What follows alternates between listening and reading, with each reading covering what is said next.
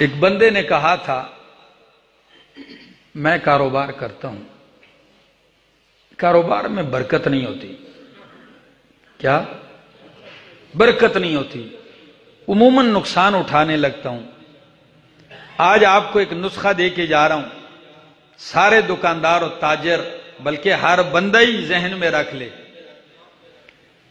علماء لکھتے ہیں جب فجر ہو، بھلے آپ دکان میں 8 بجے جائیں، 10 بجے جائیں، 12 بجے جائیں، جس ٹائم آپ جاتے ہیں اپنے کاروبار کے، آپ فجر ہوتے ہی جو ہی آپ اٹھتے ہیں اپنے مال میں سے تھوڑا سا جتنا آپ کی توفیق ہو، 10 ہو، 20 ہو، 50 ہو، وہ الگ کر دو،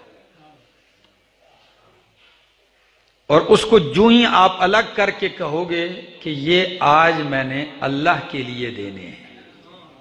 یہ کس کے نام کے ہیں؟ یہ اللہ کے نام کے لیے ہیں۔ پھر کاروبار کرنا، آپ کا کاروبار چمکتا کیسے ہے؟ آپ کہیں گے یہ حکمت کیا ہے اس میں؟ حکمت بتانے لگا ہوں حدیث سے کہ جب صبح ہوتی ہے 2 فرشتے اترتے ہیں، جو ہی صبح ہوتی ہے 2 فرشتے اترتے ہیں۔ ایک کہتا ہے اللہم اعط منفقا طلقا، اللہ جو تیرے لیے خرچ کرتا ہے تو اسے اور عطا کر۔ ادھر فرشتے کی دعا ہو رہی ہے، ادھر آپ نے پیسے الگ کیے ہوئے ہیں۔ فرشتے کی دعا کے وقت آپ نے مال الگ کیا ہوا ہے، یہی تو قبولیت کا وقت ہے۔ تیری دعا قبول ہو کہ نہ ہو، فرشتے کی دعا تو قبول ہوتی ہے، وہ تو معصوم ہیں، ان کے اندر خطا کوئی نہیں۔ دوسرا فرشتہ کیا کہتا ہے؟